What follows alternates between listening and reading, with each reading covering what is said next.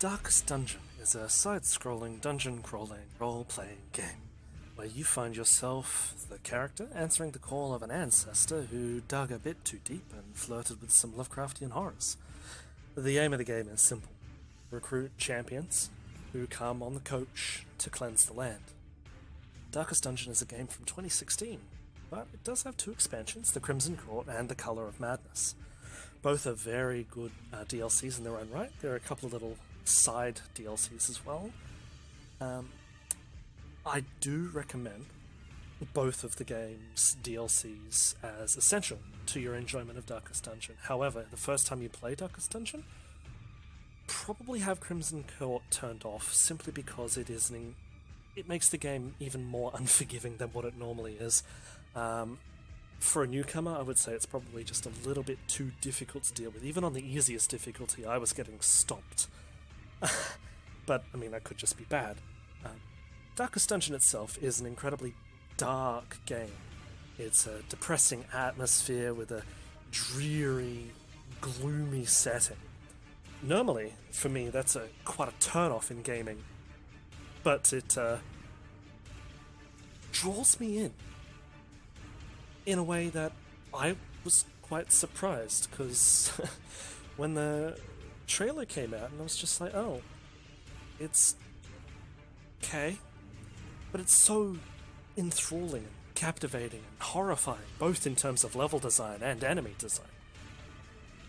With that Lovecraftian touch and essence of decay and dereliction.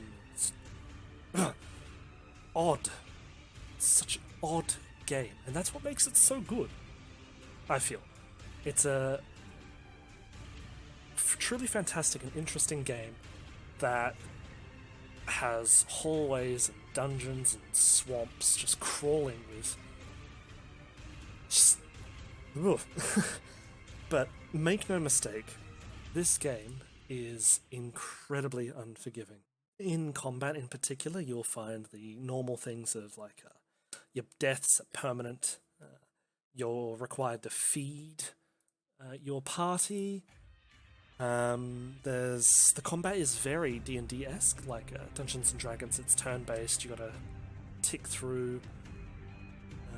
There's also a stress mechanic where if your party suffers too much in your dungeon, your resolve is tested, which can lead to people feeling quite down on themselves or feeling quite good about themselves. Testing your resolve, basically. Unfortunately, though, the game, it can get repetitive and it can get very grindy like World of Warcraft. Especially if you wipe in a late level dungeon and your best team is dead. It tries to break you, stress you, much like it does with the heroes. But you push past that, push through the grind, which, if you play the game well, you don't have to worry about the grind. It makes this whole struggle quite worth it.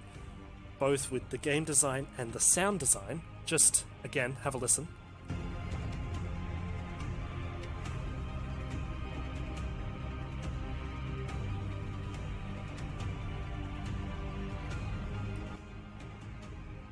It's very interesting, so weird.